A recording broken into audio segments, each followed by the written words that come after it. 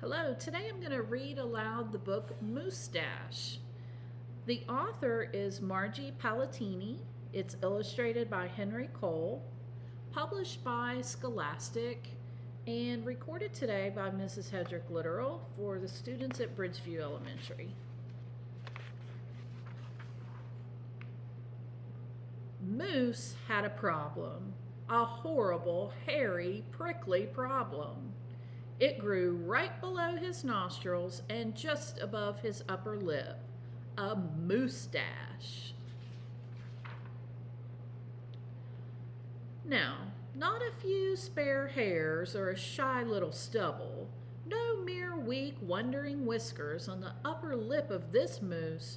No sirree. Moose had a big, bushy, bristly, mighty moosetache.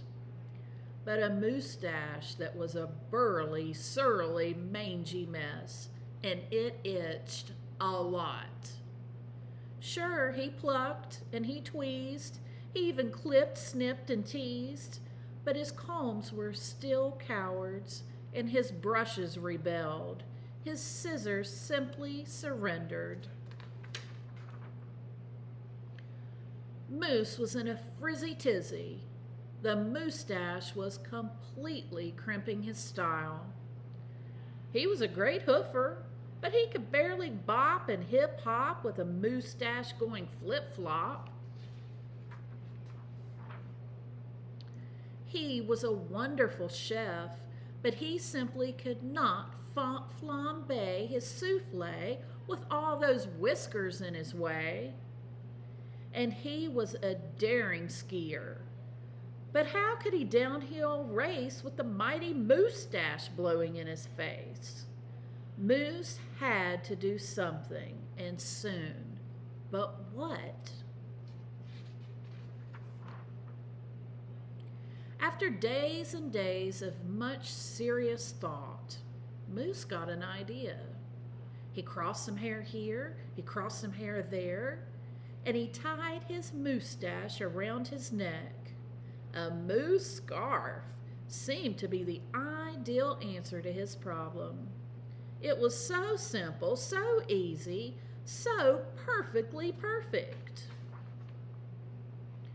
But then his moosetache got knotted and mangled and horribly tangled, and those hundreds of hairs still prickled and tickled. Worse, Moose could barely take a breath with all that moosetache wrapped around his neck. So Moose untied, unwrapped, unknotted, and gulped in some fresh air. He got another idea. He parted some hair this way, he parted some hair that way, and he heaped all that moosetache on top of his head. Moustachioed antlers seemed to be the ideal answer to his problem. It was so simple, so easy, so perfectly perfect, until a squadron of squirrels and one very nosy gopher moved right into the Moose Motel. They huddled and hoarded, furrowed in, burrowed out. Needless to say, it became quite crowded up there on Moose's head, and heavy and messy, and very, very noisy. A squirrely chitting and chatting, squeals and squawks woke Moose every morning before the crack of dawn. And that gopher was giving Moose one hairy headache. Moose needed his sleep. He needed his rest. He needed his privacy. Moustachioed antlers? Nuts, said Moose. So he unparted and unpiled, untwisted and untwined, and said adios to the hairy horns. But now what? What? The miserable Moose took hold of a hunk of hair, and he wrestled it, then roped it. He tethered, tied, tamed. Aha! A moose tail. Now, that was so simple. That was so easy. That was not so perfectly perfect. Talk about a dizzy-do. Moose didn't know if he was coming or going. Backward, forward, this way, that. He didn't know which end was which. Moose had to bail on the tail. And so he thought and thought and thought some more. But no other idea was a worthy winner.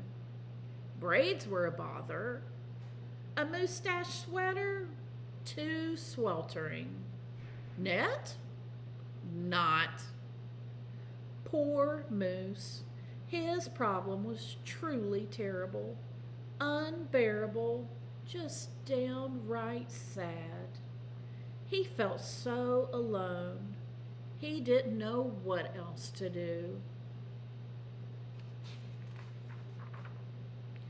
Then, call it fate, call it destiny, it was probably dumb luck.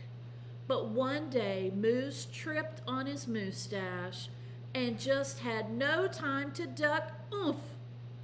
Pardon me, they both said as they bumped. Then they blinked, and they stared, and their hearts went thump-a-thump. She was a moose with a bouffant so bodacious, outrageous, well, it was just plain old big. Hair after hair piled higher than high, a skyscraping dew of glorious curls, a tower of swirling twists and twirls. She was simply splendid, stupendous, absolutely superb.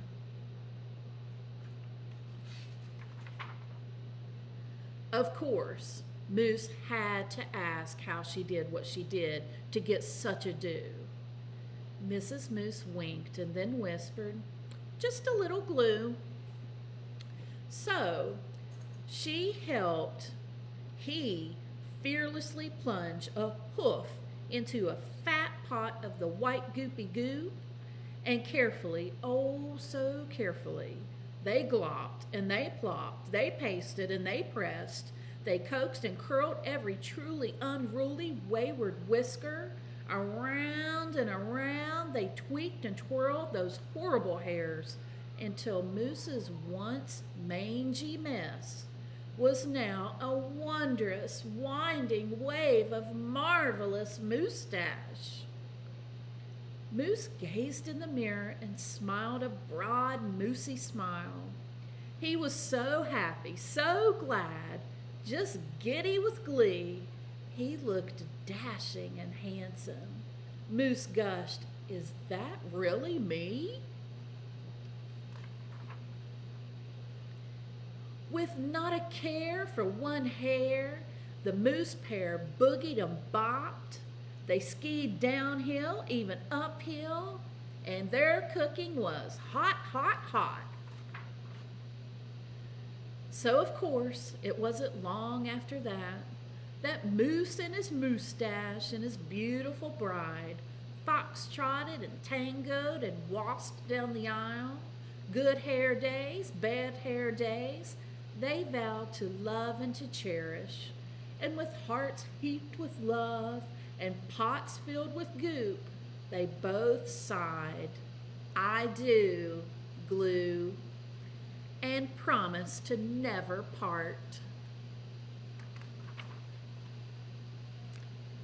It was so simple, so easy, so perfectly perfect, and it stuck.